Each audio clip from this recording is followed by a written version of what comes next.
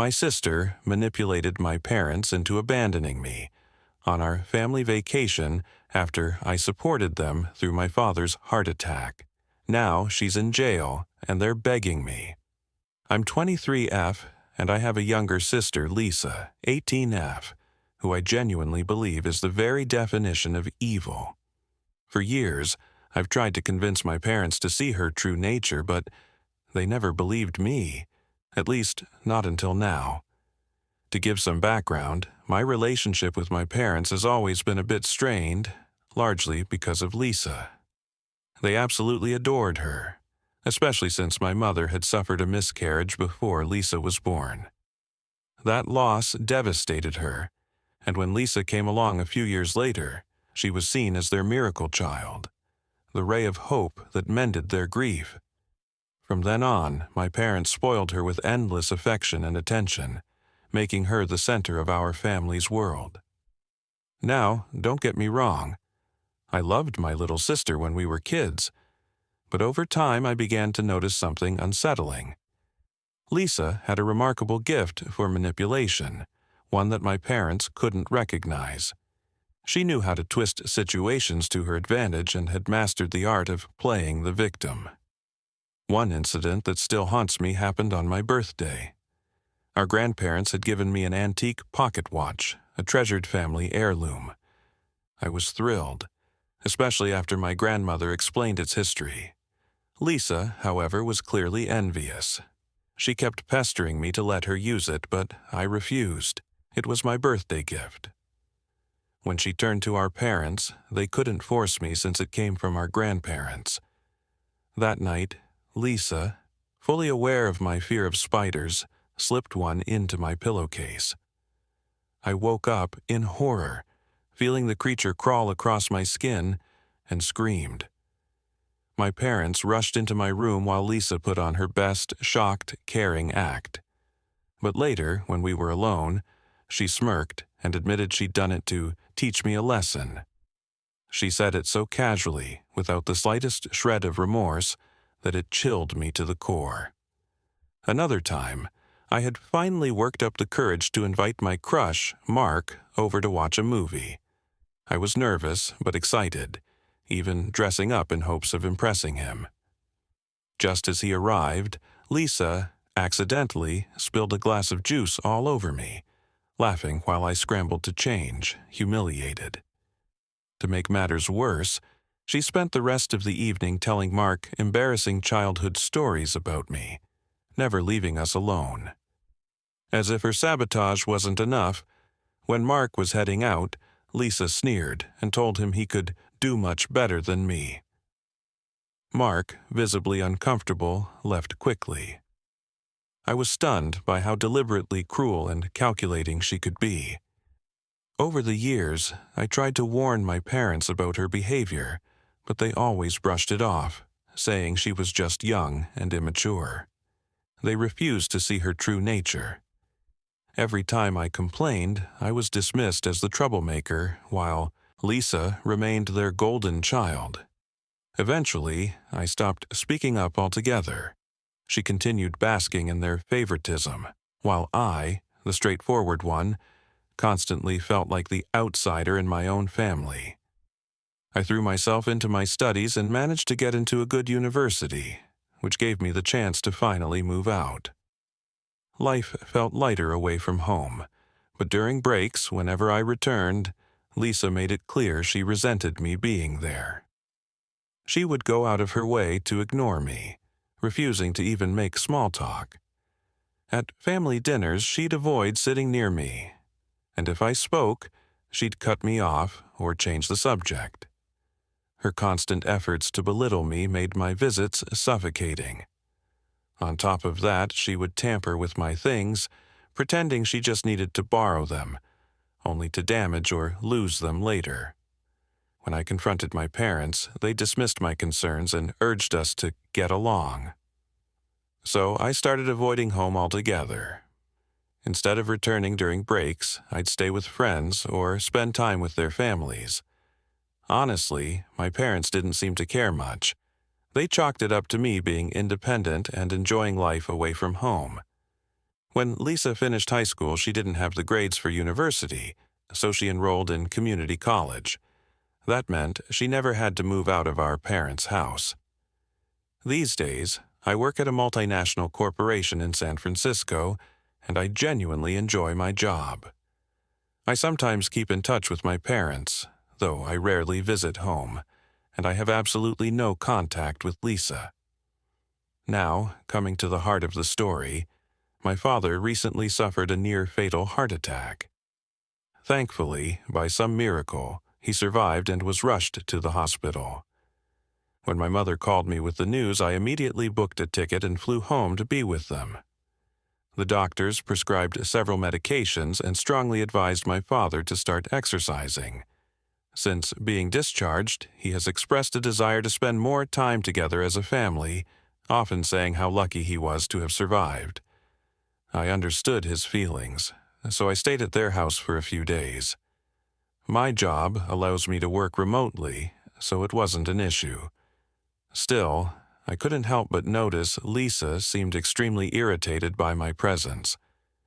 I tried to avoid her as much as possible since we were older now, and I had no desire to argue after our dad's health scare. One morning at breakfast, my father suggested that we all go on a family vacation, since it had been years since we'd traveled together. At first, I had my doubts, but knowing how important it was to him, I agreed. Lisa wasn't exactly enthusiastic, but she had no choice but to go along with the plan. My father made all the flight and accommodation arrangements. I had planned my leave from work in advance, and even told my colleagues not to contact me, determined to enjoy quality time with my parents. However, when we arrived at the airport, I discovered that my ticket had been canceled. Confused, I exchanged looks with my father, who kept insisting he had booked and paid for it. When we checked further, it turned out that, out of the 4 tickets, mine had mysteriously been the only one canceled. As I stood there trying to process what was happening, I glanced at Lisa. She had a sly smile on her face, the same look she always wore when she'd managed to pull off one of her twisted little schemes. I knew instantly that she had canceled my ticket, probably using our father's computer. I confronted her, yelling, while she just stood there smirking. I pointed it out to my parents, insisting it was Lisa's doing since she never wanted me to join the trip. But instead of believing me, my mother dismissed my claim outright, saying, "Your sister would never do something like that." She accused me of being jealous and insisted it was just a freak accident.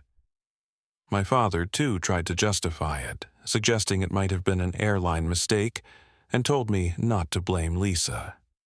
I was beyond frustrated that they refused to believe their so-called miracle child could be behind such deception. At that point, there was nothing I could do. My ticket was already canceled, and there were no other flights available that day. While I could have booked one for the following day, I hated the thought of returning home, buying another ticket, and traveling alone for what was supposed to be a family trip. On top of that, the idea of sharing a room with Lisa filled me with dread. If she had gone so far as to sabotage my ticket, who knew what else she had planned to make my life miserable during the trip? At first, my father hesitated, suggesting that maybe we could all go back home and plan another vacation later. But then he started talking about how long it had been since he'd taken a proper trip. My mother quickly agreed, saying that I travel a lot for work anyway, so missing this one wouldn't matter much. Their words cut deep. It felt like they were waiting for me to tell them to just go without me. So I told them they were welcome to continue with their vacation if that's what they wanted. To my disappointment, they readily agreed. Though I didn't want the money they'd spent on tickets and hotel rooms to go to waste, I was heartbroken that they didn't seem to care whether I joined or not. It became painfully clear that they were perfectly content to go on this family vacation as a family of 3. And there I was, left standing alone at the airport as my parents and Lisa headed off on their much-anticipated vacation. I decided to go back to my apartment in San Francisco rather than spend a lonely day in the family house. I tried to move past what had happened and focus on enjoying the rest of my leave from work. I reconnected with old friends and lost myself in books, turning my break into a quiet, personal retreat. During the trip, my parents would occasionally video call me, and I could see how much fun they were having without me. It was as if my absence didn't matter at all. While I wasn't heartbroken about missing the vacation itself, I couldn't ignore the sting of exclusion. It was just another reminder of the favoritism that had always plagued our family dynamic. I secretly hoped that someday they would finally see Lisa for who she really was. That hope came sooner than I expected. A few days into their trip, I woke up to several missed calls from my mother. Terrified that my father's health had suddenly declined, I called her back immediately. She answered, but her voice trembled with panic. She explained that something disturbing had happened. My father's essential heart medications had been vanishing day by day. This was terrifying, considering his fragile condition. He couldn't afford to miss a single dose. To make matters worse, they were abroad and didn't know whether the same medication could even be obtained outside the U.S. They searched their room thoroughly, but the pills were nowhere to be found. Then, while Lisa was out, my mother went into her room next door to borrow sunscreen. To her horror, she found all of my father's missing medication hidden neatly inside Lisa's bedside table. Shocked and trembling, she immediately called my father into the room. Together, they confirmed that every pill that had disappeared in the past few days was right there. It was in that chilling moment they finally saw the truth. Their beloved miracle child had been deliberately endangering my father's health. My mother's voice cracked as she asked me if they should confront Lisa. I told her not to, at least not until they returned home. They needed time to gather their thoughts, control their emotions, and have undeniable evidence ready before confronting her. I knew Lisa too well. She was a master manipulator who could twist any confrontation to her advantage.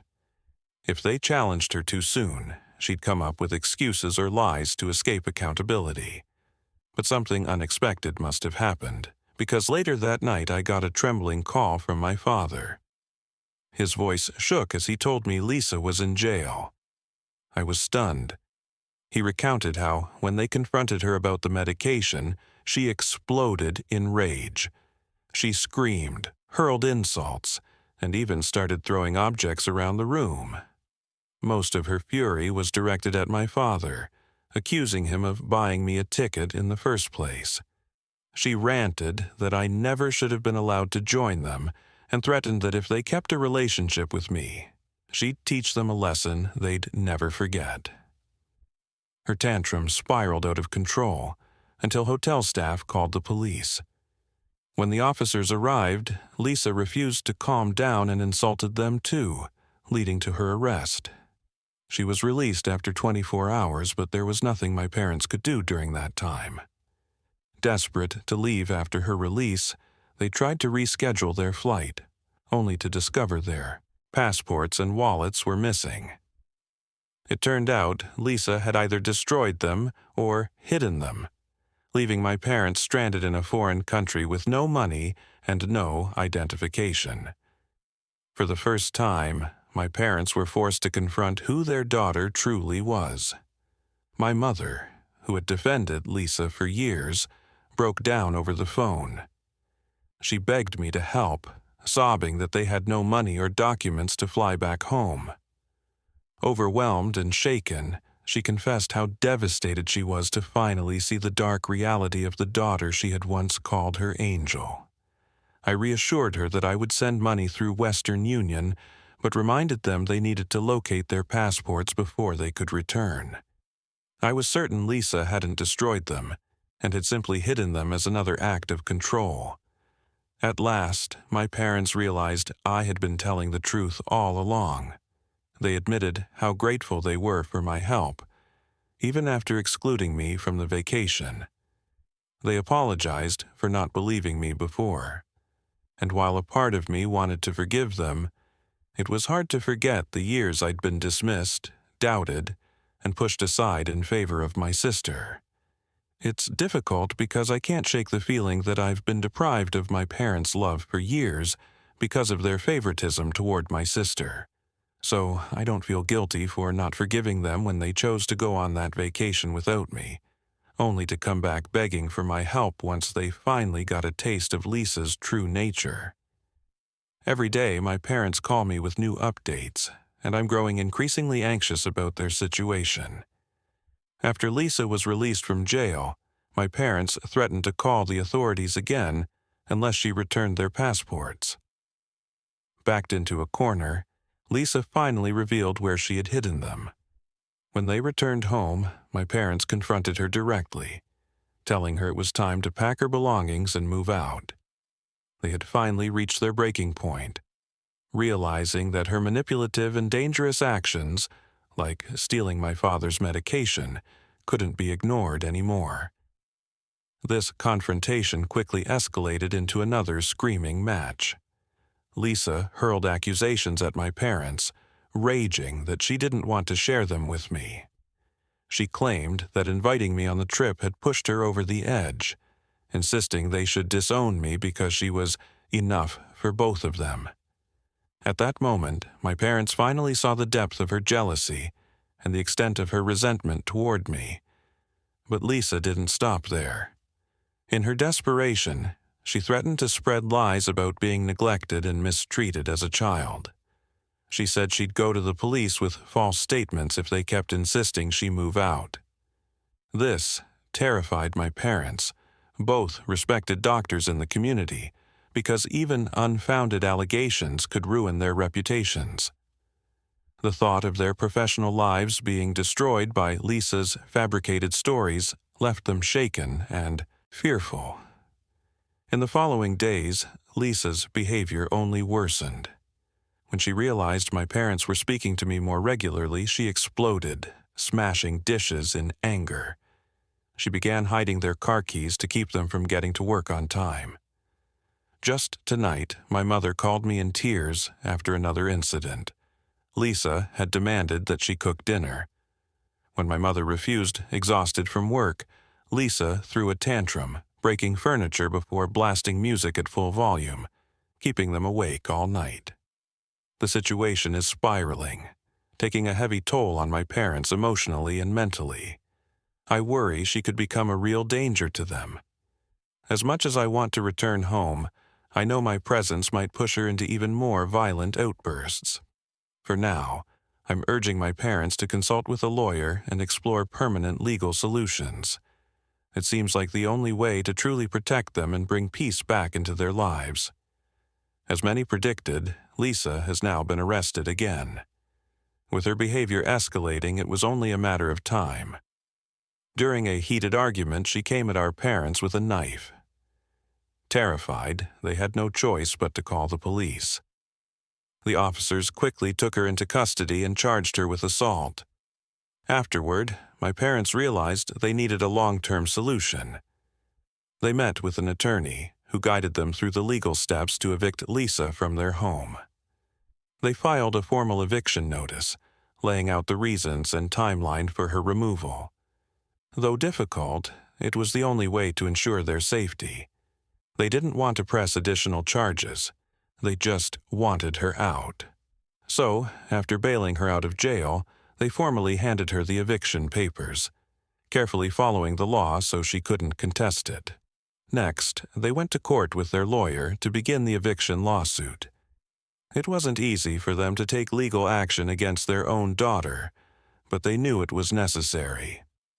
This was all extremely difficult for my parents, since it meant taking their own daughter to court.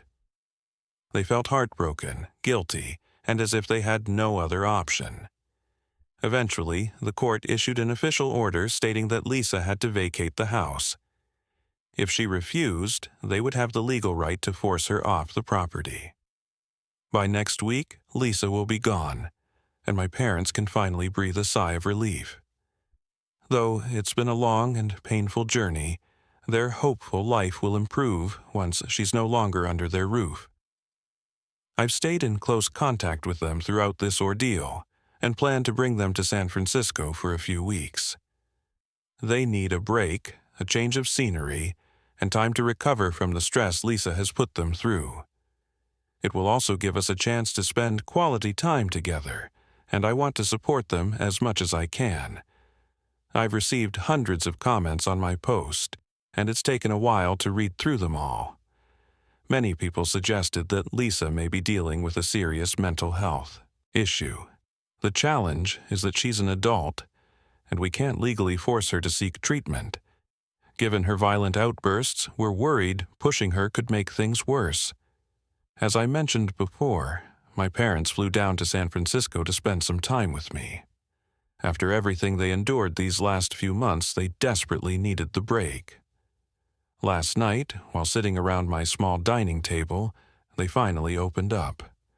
Their voices were filled with humility and regret as they admitted how blind they had been to Lisa's true nature. They begged for my forgiveness.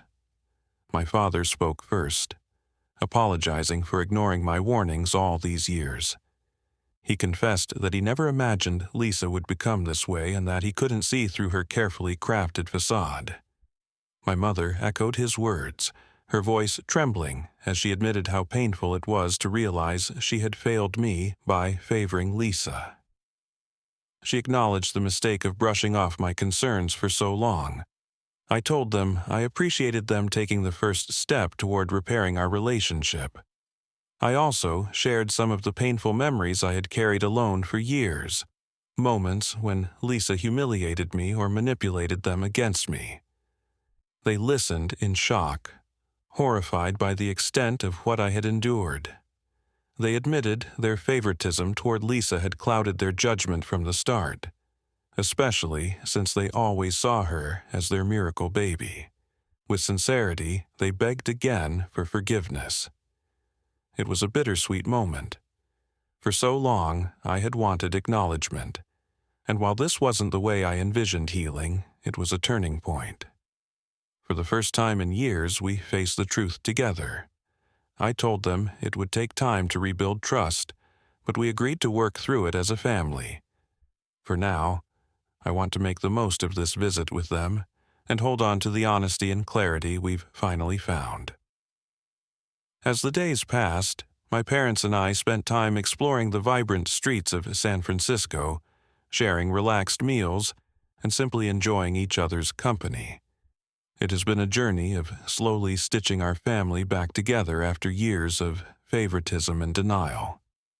I've realized their decision to come here wasn't just about escaping Lisa. It was also about starting fresh and rebuilding what we almost lost. We've also had serious conversations about Lisa. Right now, she's staying at a friend's house. We can't abandon her completely, no matter how much damage she's caused. My parents still feel a deep responsibility for her as their daughter, even though her actions have been unforgivable. We've come to accept that her behavior may not just be willful cruelty. It may very well be a sign of deeper issues. We plan to explore the possibility of a proper mental health evaluation to better understand what might be driving her behavior. However, since Lisa is an adult, we can't force her into an assessment. Instead, we're trying to find a way to gently encourage her to seek help on her own terms. My parents intend to reach out to her once they return home, to see if she's open to having a calm discussion. As for me, I've decided not to contact her directly. Lisa still harbors a strong grudge against me, and I don't want to inflame the situation or risk triggering more hostility, especially when her mental state is so fragile. Considering her past aggression and violent outbursts, I've urged my parents to meet her only in a public place, where she'll be more likely to keep her emotions under control. Our main goal isn't to place blame, but to help Lisa understand our perspective and, most importantly, to recognize the deep love and concern we still have for her. This is about finding a way to move forward as a family, addressing the wounds that have fractured our relationships, and seeking a path toward healing.